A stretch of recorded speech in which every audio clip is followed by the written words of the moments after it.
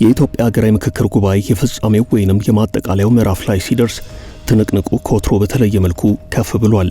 ሀገራዊ ምክክሩ ከተጀመረ አንድ ወር ከአንድ ሳምንት ግድም ሲሆነው የአዲስ አበባ ጉዳይ የምክክሩ ፈተና ሆኗል። በጉባኤው ማብቂያ ብቻ ሳይሆን በምክክር ጉዞ አዲስ አበባ የምክክሩ አስኳል ሆና ዘልቃለች። ባለፈው ረቡዕ ዕለት የአጀንዳ ምክረ ሐሳብ አጠናቃሪዎች ሐሳባቸውን ካቀረቡ በኋላ የአዲስ አበባ ጉዳይ በስምምነት አለቀ ብለው በደስታ ያነቡ ተመካካሪዎች ነበሩ። እንደገና በቀጣዩ ቀን በረቡዕ ማግስት ሐሙስ ዕለት ነገሮች የተለየ መልክ ይዘዋል። ይህ የምክክሩን የፍጻሜ ትንቅንቅ ከበድ አድርጎታል። በምክክሩ ሂደት የአዲስ አበባ ጉዳይ መግባባት ያልተደረሰበትና ሂደቱን ያዘገየ አጀንዳ መሆኑን ቢቢሲን ጨምሮ በርከት ያሉ ብዙሃን መገናኛዎች ዘግበዋል። ዶይቼ ቬለ፣ ዋዜማና ኢትዮጵያን ኢንሳይደር በጉዳዩ ዙሪያ ዘገባ አውጥተዋል። የወቅቱን አዳዲስ መረጃዎች ከዚያ አስከትለን እንነግራችኋለን።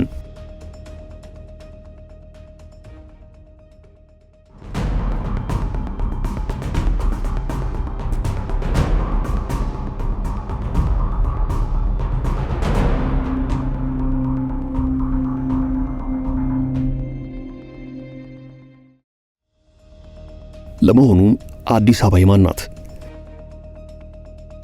ይህ ጥያቄ በእርግጥ ከሀገራዊ ምክክሩ በፊት ይነሳ የነበረ የማዕከላዊ መንግስቱ ፈተና፣ የመሃል ሀገሩ የፖለቲካ ሙቀት መለኪያም መታገያም ሆኖ ቆይቷል።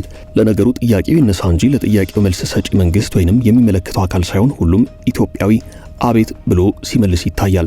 ምክንያቱም አዲስ አበባ የኢትዮጵያ ዋና ከተማ ስለሆነች የአዲስ አበባ ጉዳይ የሁሉም ሰው ጉዳይ ሆኖ ስለሚታይ አንዳንዱ በመሰለኝ አብዛኛው አለኝ በሚለው ማስረጃ ይከራከራል።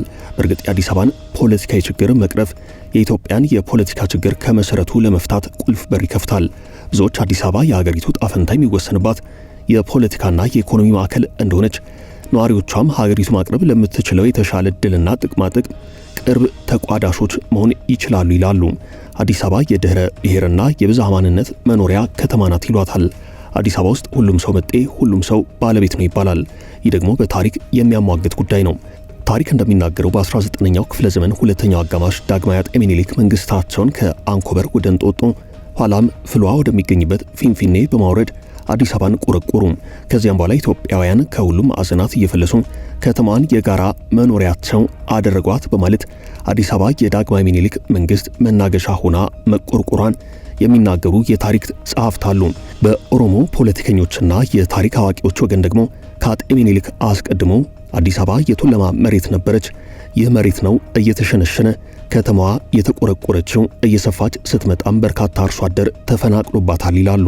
ይህ በዚህ እንዳለ በከተማው የሚነሳው የባለቤትነት ጥያቄን ለመመለስ ከስምንቱ የሀገራዊ ምክክር አጀንዳዎች መካከል አንዱ ሆኖ ባለፉት የምክክር ቀናት ዋና መነጋገሪያ ሆኖ ወደ ፍጻሜው በማምራቱ ጉዳዩን ተመካካሪዎች በሰፊው ስለሄዱበት ጊዜ ሳናባክን የፍጻሜውን ጉዳይ እንመለከታለን። የምክክሩ ውጤት የፈጠረው ልዩነት። በአዲስ አበባ ጉዳይ የተጠናቀረው የምክክሩ ውጤት ሲቀርብ አንዳንዶች አዳራሹን ለቀው እስኪወጡ ያደረሰ ልዩነት ተፈጥሯል። ይህን ተከትሎም በሀገራዊ ምክክር ጉባኤ ውዝግብና ለመግባባት በፈጠረው የአዲስ አበባ ጉዳይ አስማሚ ሐሳብ እንዲያዘጋጅ የተቋቋመው አቀራራቢ ኮሚቴ የደረሰበትን ውጤት ለተመካካሪዎች እንዲያቀርብ መወሰኑን ኢትዮጵያ ኢንሳይደር ዘግቧል።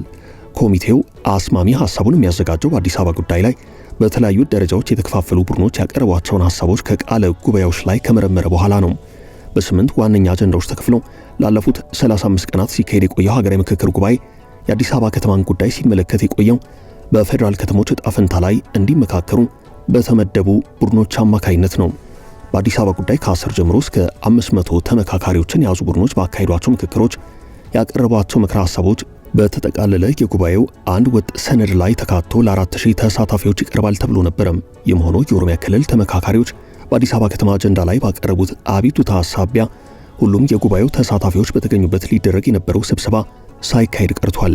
ከኦሮሚያ ተወክለው የመጡ ከ500 የሚልቁ ተመካካሪዎች የተቃውሞ ፊርማ የተካተተበት አቤቱታ አዲስ አበባ ከተማ የኦሮሚያ ክልል መቀመጫ ትሆን የሚለው በሕገ መንግስቱ እውቅና ይሰጠው የሚል ይዘት ያለው እንደሆነ የኢትዮጵያ ኢንሳይደር ዘገባ አመላክቷል።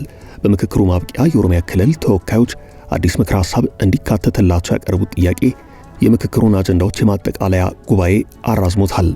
በተዘጋ ጉዳይ ላይ ለኦሮሚያ ጥያቄ ተብሎ አሰራሩ ከተጣሰ ራሳችንን ከምክክሩ እናገላለን ያሉ የአማራ ክልል ተወካዮች ጉዳዩን በትኩረት እየተከታተሉ ነው። ይህ ፍጥጫ ከፍ እያለ በመምጣቱ በኢትዮጵያ ሀገራዊ ምክክር ጉባኤ ወቅት ከኦሮሚያ ክልል የተውጣጡ ተወያዮች ቀረበ የተባለ ቅሬታና አዲስ አበባን በተመለከተ ቀረበ በተባለው ጥያቄ ላይ ለመመርመር አዲስ ኮሚቴ ማዋቀሩን ዶይቼ ቬለ ዘግቧል። ኮሚቴው ያዋቀረው 120 አባላት ያሉት የአጀንዳ አጠናቃሪ ቡድን ለ8ቱ የ500 የሥራ ቡድን ያቀረበው የተጠቃለለ ምክር ሐሳብ ከተነበበ በኋላ የአዲስ አበባ ከተማ ሕጋዊ ባለቤትነት ጉዳይ ከኦሮሚያ ክልል ተሳታፊዎች በቀረበ ቅሬታ መሆኑን በምክክሩ ላይ የሚገኙ ተሳታፊዎችን ጠቅሶ ዶይቼ ቬለ ዘግቧል። አዲስ የተዋቀረው ኮሚቴ በአዲስ አበባ ጉዳይ ከኦሮሚያ ክልል የቀረበውን ቅሬታና አከራካሪ ሐሳቦች መርምሮ የመፍትሄ ምክር ሐሳብ የማዘጋጀት ዓላማ አለው። የአዲስ አበባ ከተማ አስተዳደርና የባለቤትነት ጉዳይ ሀገራዊ ምክክሩ ከተጀመረ አንድ ወር ከአንድ ሳምንት ላይ ከባድ ፍጥጫ ገጥሞታል። በእስካሁኑ የምክክር ጉዞ ውስጥ አዲስ አበባ የምክክሩ አስኳል ሆና እንደዘለቀች ሁሉ የፍጻሜው ትንቅንቅም ከባድ ሆኖ ታይቷል።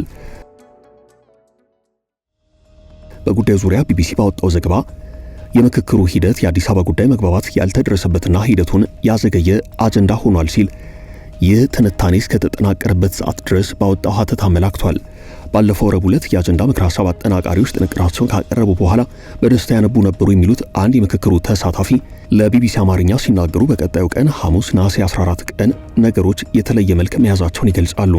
የአዲስ አበባና የድሬዳዋን ጉዳይ በሚዳሰሰው በፌዴራል ከተሞች አጀንዳ ላይ የሚመክረው የ500 ቡድን አባል የሆኑት የቢቢሲው ምንጭ አስተያየት ሰጪ ባለፉት 2 ቀናት የታዘቡትን ሲገልጹ ተመካካሪዎች ስምምነት የተደረሰ መስሏቸው ብሩህ ተስፋ ሰንቀው የመጨረሻ የውሳኔ ምክር ሐሳብ የሚሰጡበትን ጉባኤ በጉጉት ሲጠባበቁ ነበር ብለዋል።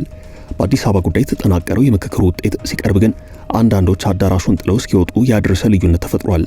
ቢቢሲ በመጨረሻዎቹ ቀናት በምክክሩ ሂደት ላይ የነበሩ ሁናቴዎችን በተመለከተ ከመጀመሪያው ቀን አንስቶ በሂደቱ ሲሳተፉ ከነበሩ ስማቸው እንዲገለጥ ካልፈለጉ 2 የምክክሩ ተሳታፊዎች ዝርዝር ሁናቴውን ተረድቻለሁ ብለዋል።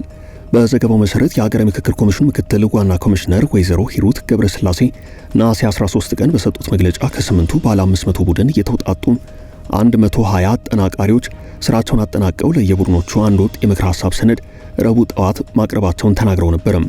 አጠናቃሪዎቹ ከ8ቱ ቡድኖች የተሰጧቸውን ግብዓቶች በማካተት የመጨረሻውን ሰነድ ሐሙስ ዕለት ለ4000 ተሳታፊዎች እንደሚያቀርቡ ተናግረዋል።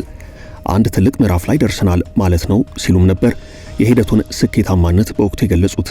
በየአዳራሹ የተከፈሉት 500 አባላት ያሏቸው የሥራ ቡድኖች በ8ቱ አበይት አጀንዳዎች ላይ የተደረሱ ስምምነቶችንና የልዩነት ሐሳቦችን አዘጋጅተው ለየቡድናቸው ሲያቀርቡ መልካም ድባብ እንደነበር ቢቢሲ ያነጋገሯቸው ያላቸው ምንጮቹ አስረድተዋል። በፌዴራል ከተሞች አጀንዳ ስር ያለውን የአዲስ አበባን ጉዳይ የሚያየው 7ኛው ቡድን የውይይት ውጤቱን ሲያቀርብ ግን በየአዳራሹ ጥቂት የቅሬታ ድምጾች መሰማት ጀመሩ። በምክክሩ ሂደት እስከ መጨረሻው በንቃት መሳተፋቸውን የተናገሩት ተመካካሪው በጥቅሉ ግን የነበረው መንፈስ የደስታ ነበር። አንዳንዶች ስሜታቸው መቆጣጠር አቅቷቸው በደስታ ሲያነቡ ተመልክቻለሁ ብለዋል። ለዓመታት በብሔር ተቧርና በግጭት ስትታመስ ለከረመች ሀገር ልዩነቶችን በውይይት መስመር ለማስያዝ የተሄደው መንገድ እዚህ ላይ በመድረሱ በደስታ የሚፈነድቁ ሂደቱን የብሩህ ተስፋ አዲስ ጅማሮ አድርገው የቆጠሩ በርካቶች ነበሩ በማለት ቀጣዩን 4000 ተመካካሪ የሚታደምበትን ትልቅ ስብሰባ በጉጉት እየጠበቁ ወደ ማረፊያቸው መሄዳቸውን ለቢቢሲ አስታውሰዋል።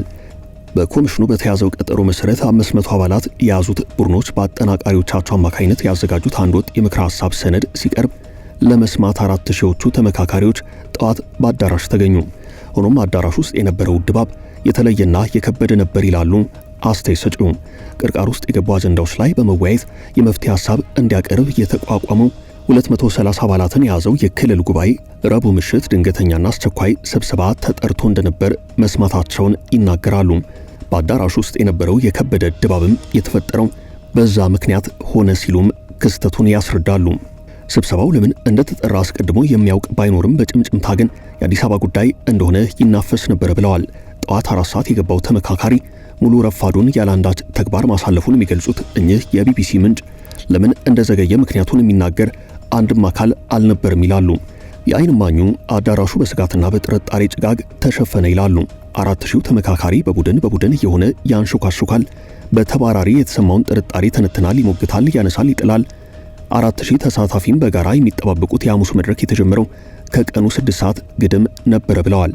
የሀገራዊ ምክክር ኮሚሽኑ ሰብሳቢ ፕሮፌሰር መስፍን አርአያ በግል ጉዳይ ምክንያት በሀገር ውስጥ ስለሌሉ ሰሞኑን በምክክሩ ላይ አልተገኙም።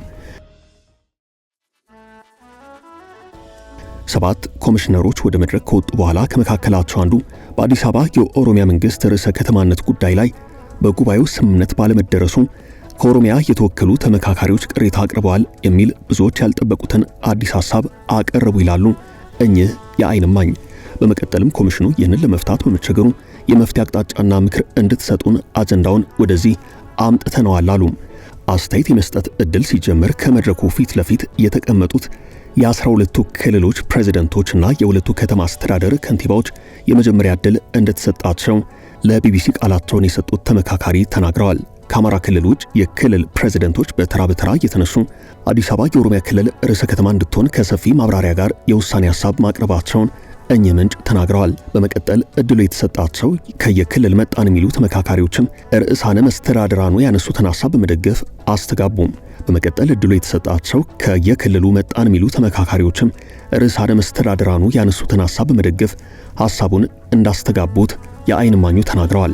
እነዚህ እድል አገኙ የተባሉት ተመካካሪዎች ረቡዕ ምሽት በተጠራ አስቸኳይ ስብሰባ ላይ የታደሙ የ250 ቡድን አባላት መሆናቸውን ቢቢሲ በዘገባው አመላክቷል። በአዲስ መልክ የተነሱትን ሐሳቦች የ500ዎቹ የሥራ ቡድኖች በጥቅል የደረሱበትን የውሳኔ ሐሳብ ወደ ጎን ያለ ነው የሚሉት ሁለቱ ተሳታፊዎች ምክር ሐሳብ የመስጠቱ ሂደት ከምክክሩ አካሄድ ያፈነገጠ እንደሆነ በኮሚሽነሮች መካከልም ልዩነት መፍጠሩን ዘገባው ጠቅሷል። በተለይም የክልል ርዕሳነ መስተዳድራንና ሌሎች ተሳታፊዎች የውሳኔ ሐሳብ በሚያቀርቡበት ወቅት አንድ ኮሚሽነር ሂደቱን አቋርጠው እኛ የጠየቅነው የመፍትሄ አቅጣጫና ምክር እንጂ አንደኛውን አማራጭ ምክር ሐሳብ ብቻ ደግፋችሁ አስተያየት እንድትሰጡ አይደለም፣ አካሄዱ መታረም አለበት ማለታቸውን ነው በዘገባው ላይ ሰፈረው። ኮሚሽነሩ ይህን ሲሉ ከአዳራሹ የተደራጀ የተቃውሞ ጉርምርምታ ተነሳባቸው ሲሉ የዓይን እማኙ ተናግረዋል። በዚህ ሁናቴ የአማራ ክልል ርዕሰ መስተዳድርና ምክትላቸው ከሌሎች አቻዎቻቸው የተለየ ንግግር ማድረጋቸውን ቢቢሲ አረጋግጫለሁ ብሏል። በንግግራቸውም ኮሚሽኑ የአንድ ወገን ስሞታ ብቻ ነጥሎ ማቅረቡ ስህተት ነው፣ ጉዳዩ የሁሉም ኢትዮጵያውያን ሆኖ ሳለ የሁለት ወንድማማች ህዝቦች አለመግባባት አስመስሎ ማቅረብ አይገባም፣ የክልል ፕሬዝዳንቶች የተናገሩበት ወገንተኝነት የተሞላበት መንገድ እንደሚያሳዝን ገለጹ በማለት ነው ቢቢሲ ምንጩን ጠቅሶ ሀተታውን ያሰፈረው። ከምክክሩ መስመር ወጥቶ በኃይል ለመወሰን መሞከር ዘላቂ ሰላም እንደማያመጣ ማስገንዘባቸውንና አጀንዳው ጊዜ ተወስዶ ታስቦበት ወደፊት እንዲታይ ለጊዜው ግን በይደር እንዲታለፍ ሐሳብ ማቅረባቸውን ዘገባው አመላክቷል። የድሬዳዋ ከተማ ከንቲባ አስታራቂ የሚመስል የፖለቲካ ሐሳብ ማምጣታቸውም ነው በዚሁ ዘገባ ላይ ሰፈረው። ነገር ግን ሁሉም ሐሳቡን ከሰነዘረና የአዳራሹ ድባብ ከተቀየረ በኋላ ነው ከንቲባው የተናገሩት። በመጨረሻም ጉዳዩን መዝጋት ይቻል ዘንድ ከ12ቱ ርዕሳነ መስተዳድራን ከሁለቱ ከንቲባዎችና ከሀገር ሽማግሌዎች እንዲሁም ከባለሙያ የተውጣጣ ኮሚቴ ተሰይሞ የመፍትሄ ሐሳብ እንዲያቀርብ ተወስኖ ከቀኑ 8 ሰዓት ተኩል አካባቢ ስብሰባው መበተኑን ቢቢሲ ዘግቧል።